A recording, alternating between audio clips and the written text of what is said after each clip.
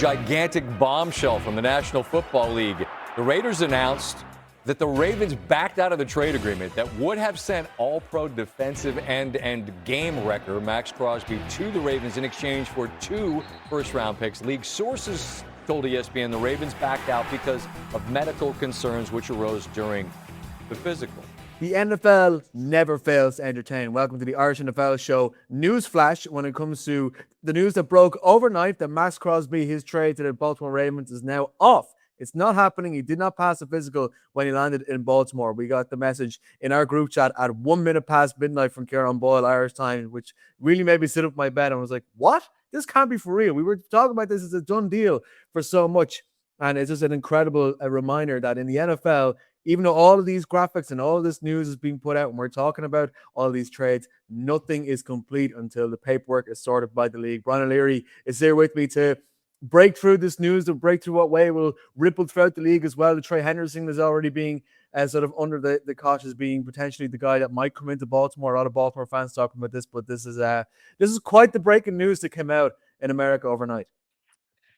You know, Shane, I was thinking last night, I enjoy the off season for a couple of reasons. One, you get back into a reasonable sleeping pattern. You can go to bed at a reasonable hour instead of staying up to the ungodly hour of 4 a.m. But when it comes to free agency week, the first day was really, really busy, and we went live last night, and it was a really good show, and I enjoyed it. But it was a slower version of what you had to deal with on Monday, because it was like wall-to-wall deals. And I said, you know what, it's really slowed down, and it's going to slow down a lot quicker than I would have thought. And here we are this morning. I wasn't awake at 5 o'clock last night, but I did wake up around 6, and I had to kind of rub the eyes a couple of times to believe what I was seeing. And yet, for some reason, it didn't actually shock me. Something unusual about the fact that they shut him down at the end of the season. He was disgruntled. He wanted to play. People said, oh, the Raiders are tanking. There was this back and forth whether he'd be ready for the season or for camps. And it was all, I wouldn't say it was all brushed aside because they wanted to get a deal. And then I read something last week where the Raiders were very keen to make sure they sent him somewhere where he wanted to go, as opposed to taking the best deal on the table, which kind of struck me as that scenario where you need to sell something and you need to sell it soon before the value goes down. Because the reality is no one's going to give 2 first-round picks now for Maxx Crosby, as good as the player as he is. And he probably will come back to be a great player next season. But now I think the Raiders are kind of this morning kind of disgruntled, or will be disgruntled when they wake up and say, we've really lost out on a big opportunity there. Because not only were they getting the 27 pick, they were getting a pick, I believe, at 13, thereabouts in the first round. And I said on the show last night, QB at 1, that's a given. We'll still get a player that'll be able to contribute immediately. All those plans have gone amiss. It's quite unusual to see a player of that magnitude have a deal called off. Yeah, I can't remember anything like it in recent years, certainly when it comes to the idea that, like, this was announced before even the legal tampering period began. This was announced on, was it Friday, Saturday, when this came out? Early hours of Saturday morning Irish time. Yeah, and it's the thing, like, I was still awake because I was watching the TalkSport reaction to Tottenham's collapse. I don't know if you've seen all the stuff come around, the dares, the poo, all this. Great crack, by the way. And I had to flip back because this is actually, it seems difficult to fathom, because obviously we've been talking so much about the fact that the Raiders, I mean, they've spent a lot of money on a Ravens player, Tyler Linderbaum. That's now affecting that if Crosby's still going to be in the building. It seems like the Ravens were letting players out of the building, including, you know, other defensive players that feel like they'd already replaced, but they're now already gone. Those free agents have already left with the Maxx Crosby shaped hole now in there. They still get their draft capital back. At least that's something for Ravens fans to cling on to.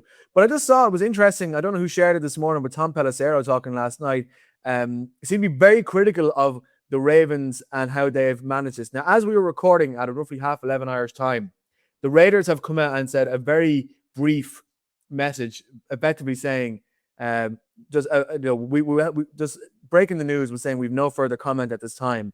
But the Ravens have not made any comment so far.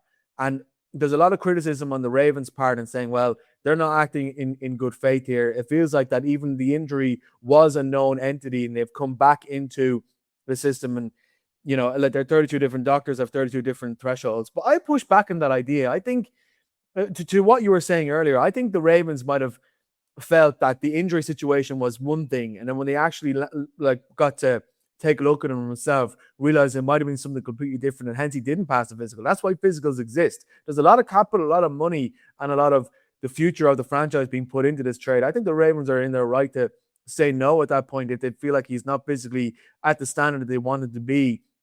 And I just want to push back on some of the criticism of the Ravens here. It's interesting now, like there are other teams, like I'm already reading this morning the idea that maybe the Lions would be trying to go in and go for Crosby instead. They might be able to get him at a cheaper price now. Maybe their doctor would allow him into the building in the way that Baltimore's didn't. But I just find it interesting how all of a sudden, and maybe it's been let happen because the Ravens so far have not made any comment, unlike Las Vegas, who have just kept it very, very short and simple. It's basically saying they pulled out, and obviously the background noise is that they just aren't happy with the way that Baltimore have acted here. But I think Baltimore in the right to say, actually, maybe this injury situation here was not what we thought it was, and we need to call off this deal before we end up being lumbered with a player who is not as fit as he should be, considering the standard we want to be going forward into the league. Look, I appreciate some of the beat writers, some of the insiders and analysts, whatever we want to refer to across various different outlets in the US, are coming out with some disgruntled remarks about the Ravens.